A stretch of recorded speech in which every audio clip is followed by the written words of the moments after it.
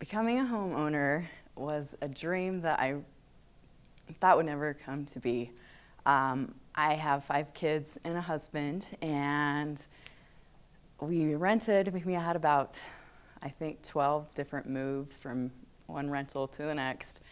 And I had put a block in my mind that it was just not possible for me to ever own a home because we just didn't make quite enough. I had a steady job. We had a lot of good things going for us, but just didn't make enough, so you just can't even consider that. And I went to a seminar at an organization called Dress for Success that I'm a part of.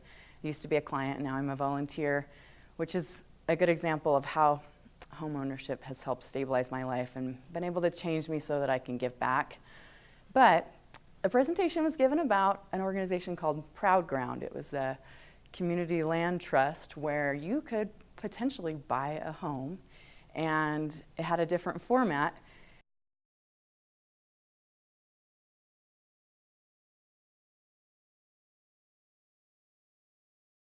And when the idea was presented, I remember feeling a strange response, like rejection, like I couldn't possibly think that that was a possibility, and I had to just pretend I didn't hear it, put a wall up.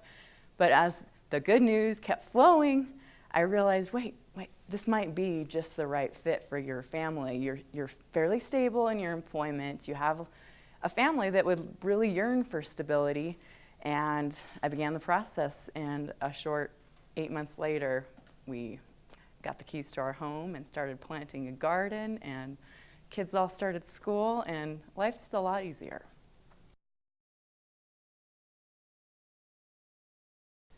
I've really seen a domino effect that I didn't anticipate. Everyone tells you when you're stable in your home, well, you'll be stable in your job and things will be smoother, but there's been so many intangible yields that I didn't expect.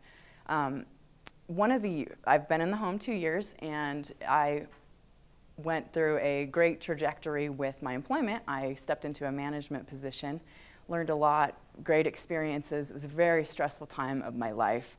And I ultimately found that managing at this juncture of my life is probably not something I want to do eternally. And I think back, if I were not in a home and I also had the transition element of an apartment, I don't know if I could have yielded that storm. I'm now working for the City of Portland for the Bureau of Environmental Services, and just a lot more aware of what's going on in our city and able to connect to the Housing Bureau and just be more educated, and I feel like that's a great fit for my service heart. So I've had a job change that's been a positive one since buying a home. We have some little tiny dreams that make my life so happy. We got a chicken coop and we have 5 chickens. And their names are Sapphire, Angelina. Okay, I will not go on about them. But we love them so much, and this summer we harvested beets, basil, corn, what else? Potatoes, lettuce, all from our beautiful hand-grown garden.